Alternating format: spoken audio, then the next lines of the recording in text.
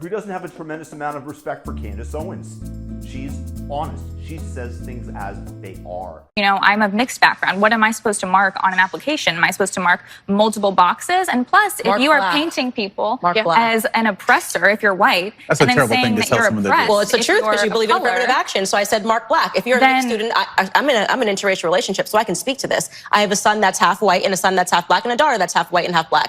Okay. They're going to mark black because I know that there are people like you at the universities who will say, well, because this person is black, I'm just going to let them in. No, they're going to mark black because they're black. Well, they're half black and half white. They're both, right? So it is true. You overlook interracial students. But so what do you mean? Why are you saying they're going to mark black because they're black? In our society. So the answer is if you can't, I mean, you can mark both. Can you mark both? I don't know if you can. Yes. What are you going to look at that applicant as a little bit less because they're half white? How do you guys figure that out?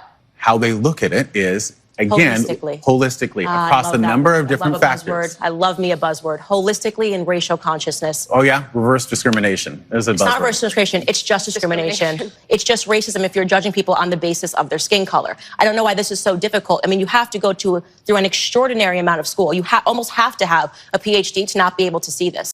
This guy says, that's an awful thing to say.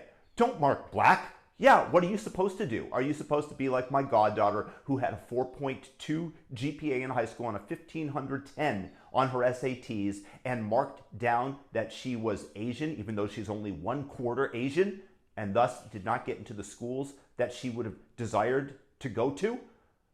That is what happens when you have discrimination based on race. And the man says you have to look at it holistically. So LeBron James' son, Bronny James, who grew up with every single advantage a child could possibly have, gets to mark down that he's black, and if he wasn't a emeritus basketball player, which he is, which will earn him a scholarship, and good for him, and if he wasn't, he would be able to go to the school of his choosing because of the color of his skin. So, of course, using game theory, an individual is going to mark down what best helps them. And the incentive is being offered by people like this. Holistically. We want to look at it holistically. No, you just want to be able to discriminate based on a racial profile so that you have the power. The snootiness and the arrogance that was displayed by this man, I think it was palpable to most people out there. It certainly was to me. And then when Candace Owens says, oh, holistically, and makes fun of it as I just did, he says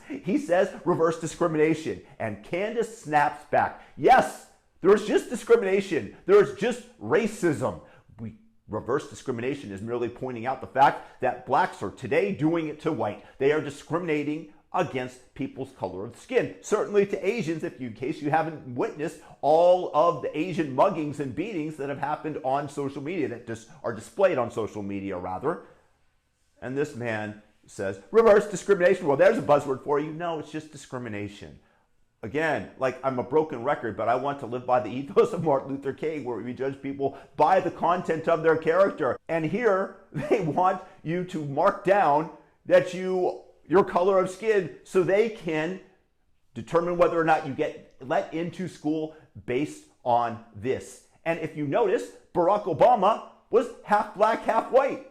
He wanted to use affirmative action and claim his blackhood. So he's our first black president. Congratulations. Well, maybe you're the first black and white president. Maybe we should determine that holistically. Maybe you shouldn't discriminate and create racism against whites and Asians.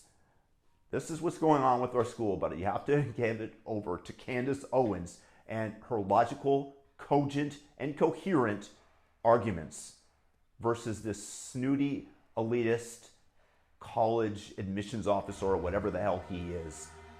It's evil when you discriminate against people based on the color of their skin. But that is the modern day American left.